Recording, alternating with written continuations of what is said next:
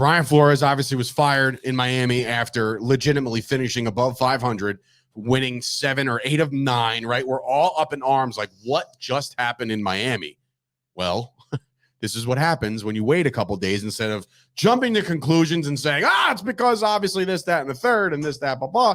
Like, obviously you're all wrong, because here's what we're learning now via Instagram comments, via Kenny Stills, via players on the team. Mike Gesicki. Mike Gesicki has said something.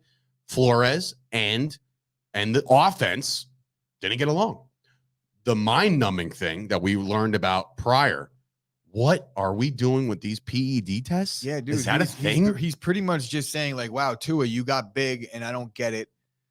So NFL, my own quarterback, his body transformation is a little off to me. I think you should PED test him. That's insane. To me, the minute if that's true, because it's still speculation at this point. It's been quoted, but that was Stills who said that, yeah, right? But that doesn't mean it's true. That's true. You know, he's just another guy that could also lie, and he could have gotten misinformation from somebody. I just don't see that as really possible. If it is possible, it's lunacy to me, and it's very sabotage. It's like you're sabotaging your own quarterback. How hard is it to win football games when you're sabotaging your quarterback? I don't know though, because I did hear Flores come out and publicly back Tua a couple times with the Deshaun Watson thing swirling, but he might have wanted Deshaun Watson. Yeah, big time. There's definitely a so how can we make a drastic move?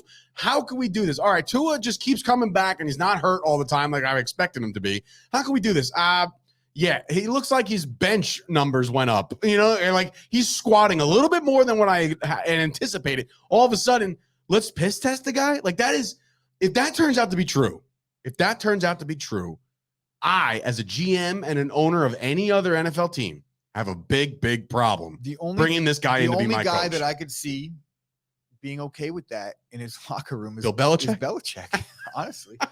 And so that's where he's going to go. Looking like he's and you know what else I found funny yesterday? I found very funny yesterday. A lot of Giants fans are clamoring for Flores.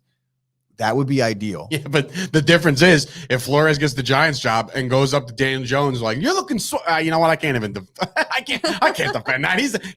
He looks like Eli. I would imagine that Saquon will be tested daily, because there's no way they want that contract anymore, even though it's not that big. Quads ain't supposed to be that big. No.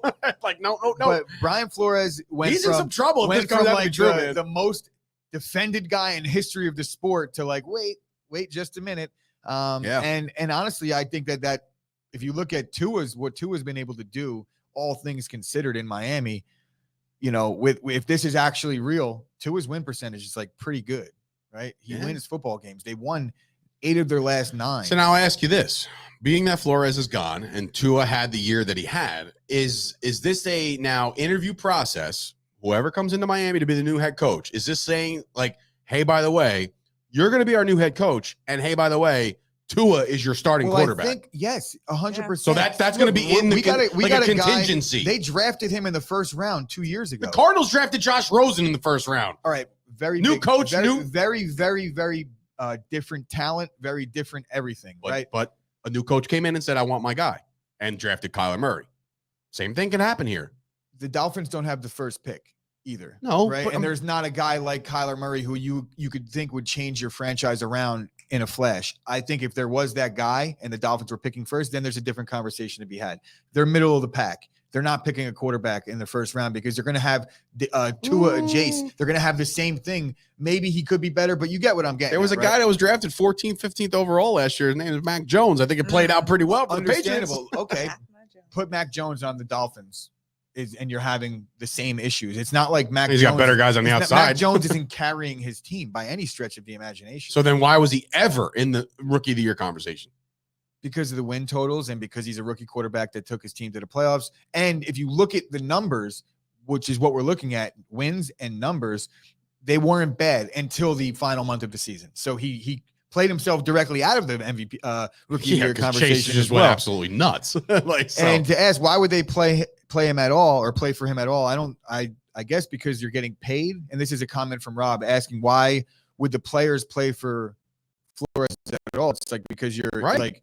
I might not like my boss, like if you get paid, you got to go to work. If this is true, how do you get in the locker room and say like, oh man, not add this extra like 5 pounds of muscle to my neck? Oh yeah, that's a good point brought up by Brandon Taylor. Miami doesn't even have their first round pick, but they might have somebody else's if I'm not mistaken. Miami, they gave it to Philly. Yeah, but didn't they trade their entire roster the prior season to get first round picks? I don't know. I guess we have to look at that. We'll get into that when draft season comes around. But we'll approach that. But the Brian Flores stuff is crazy. And if it turns out to be true, then maybe this interview process for Brian Flores going forward might be a little looked at a little sideways. Because again, if I'm a GM, I'm like, wait a minute. You didn't like your quarterback, so you try to get him busted for PEDs? Well, first of all, there might be some truth to what's going on, but it also might just be a bunch of horse shit that we're hearing from guys that might have had their own personal beefs with him. Very true. We have no idea. And I'm sure if you ask Flores, guess what? This never happened. But I will tell you this. I will tell you this. The Dolphins played hard for their head coach each of the last 2 seasons. So you could say what you want about the relationship with the quarterback. You and I both said this guy is ahead of a rebuild. Yeah. 2 years ahead. They have some talent over there. And I don't know, man. I think that I don't think it's all lost for Flores in terms of being a head coach again in this league. I think that he has some explaining to do, but maybe he can explain it. And winning football games is the ultimate thing that matters. And him having an issue with a player, that's really not that uncommon in the NFL.